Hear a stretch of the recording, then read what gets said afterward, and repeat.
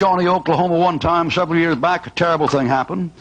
Bunch of guys, just a practical joke, bunch of teenagers, trying to do something funny, decided to remove a stop sign from an intersection that went from a small highway out on the main highway, and they removed it at night. And that night, a little bit later, a preacher got out of his pulpit and started taking his kids into town by another direction he didn't often drive in, and drove through there and came out across that place, and there wasn't any stop sign there, and drove out, and he had 4 of his family killed right off the bat.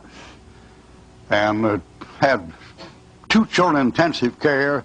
Wife, he was killed, 4 of his kids were killed, and 2 of his kids were in intensive care, and his wife had both arms broken and both legs broken and both arms broken.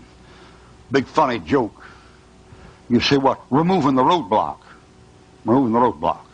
There are people in this world that are removing the warning of the Holy Spirit against going to hell.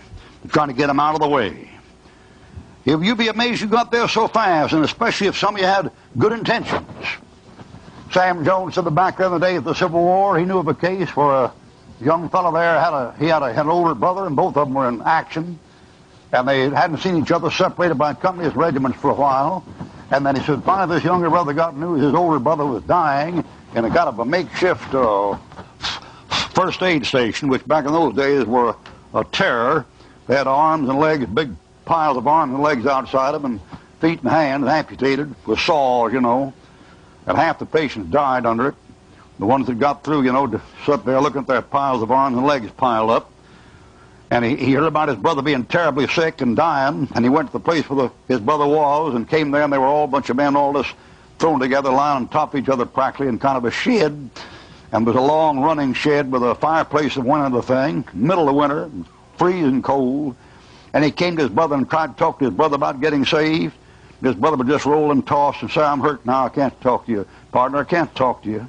So let me talk to you just a minute, he said. It's no later, I'll talk to you tomorrow, I'll talk to you in the morning, bud, I'll talk to you tomorrow in the morning, bud, I'll talk to you tomorrow in the morning. So he got him in an army roll there and unrolled his bedroll and lay down beside his brother.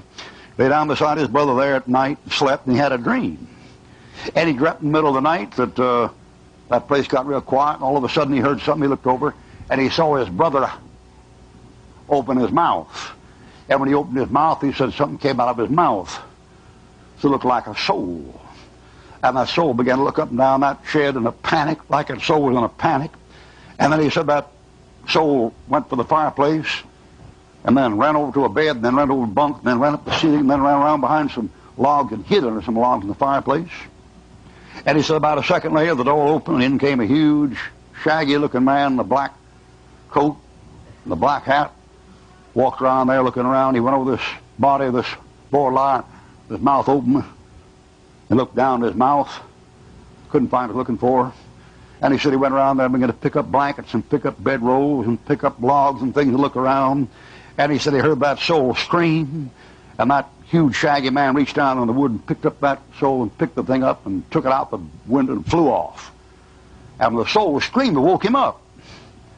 And he woke up and looked at his brother over there, and his brother lying in that bedroll dead, lying like this. Mouth wide open. So he said, well, that's probably a dream. Yeah, well, maybe just a dream, but it's sure got a lot to it. It's sure got a lot to it. What shall a man profit if he gain the whole world and lose his own soul? You're going to be amazed how quick you got there, and when you get there, you're going to be amazed how fast that thing was. You never thought it could be that fast. And next, you're going to be amazed to find that place is filled with religious people. That's going to be a shock to you. You're going to get there and you're going to think, why, only the bank robbers and thieves and murderers and adulterers and whoremongers in here. The only people in here must be in here people like Jim Jones. No, you're in for a shock. You're in for a shock. You're going to get there and find priests there. You're going to find bishops there. You're going to find archbishops there. You're going to find popes there. You're going to find evangelists there. You're going to find charismatic healers there. You say, oh, not that, Ruckman. Yeah, that.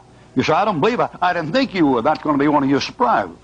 You're going to be surprised, step in there and find a bunch of healing evangelists in there. And a bunch of folks that talked in tongues. And a bunch of cardinals, brother. And a bunch of popes. a bunch of bloody killers, but nobody knew about it. Religious folks, you find some nuns there. You say, Brother Ruckman, surely people like Mother Teresa, see, that's your problem. That's your problem. When you find there, you're going to find religious people there, and when you get there, not only going to be religious people there, but people who are good people.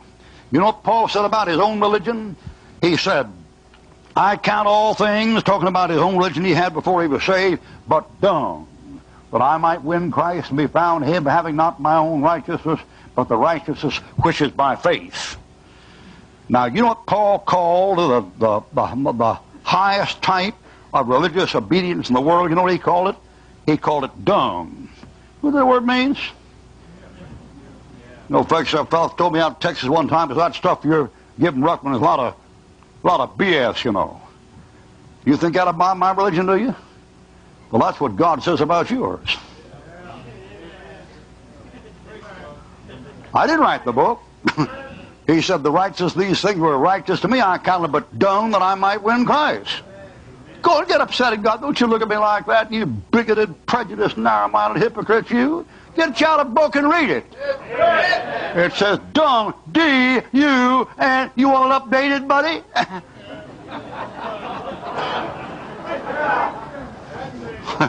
This updated new Bible you can understand. Don't you know? Don't you know? Don't you know, baby? You know what you're going to find? You're going to find that good people there. You never thought they'd be there, but they're going to be there.